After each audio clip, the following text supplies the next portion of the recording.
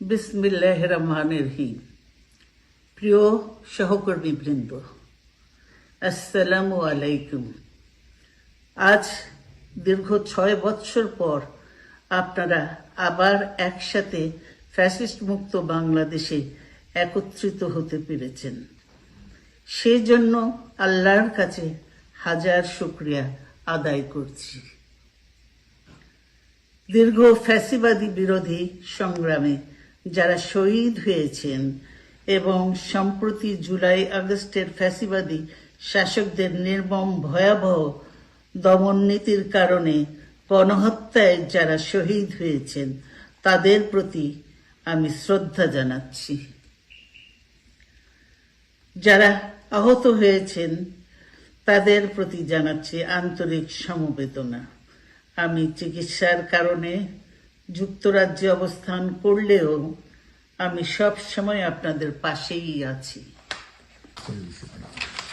দীর্ঘ 15 বছর গণতন্ত্রের জন্য, আমার মুক্তির জন্য আপনারা যে নিরন্তর সংগ্রাম করেছেন এবং আমাদের অসংখ্য সহকর্মী প্রাণ দিয়েছেন, জুলুম নির্যাতনের শিকার হয়েছেন এবং প্রায় 1.25 লক্ষ মিথ্যা মামলায় জর্জরিত হয়েছে, এখন আদালতের বারান্দায় ন্যায় বিচারের জন্য ঘুরে বেড়াচ্ছেন।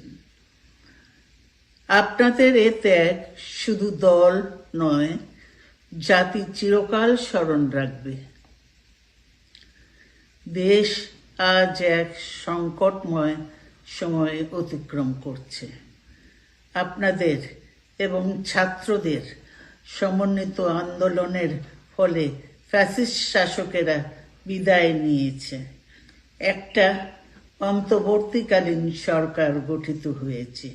তাদের কাছে জনগণের প্রত্যাশা, রাষ্ট্র মেরামতের ন্যূনতম সংস্কার দ্রুত সম্পন্ন করে গণতান্ত্রিক ব্যবস্থায় ফিরে যাওয়ার জন্য সকলের কাছে গ্রহণযোগ্য একটি নির্বাচন অনুষ্ঠান সম্পন্ন করা।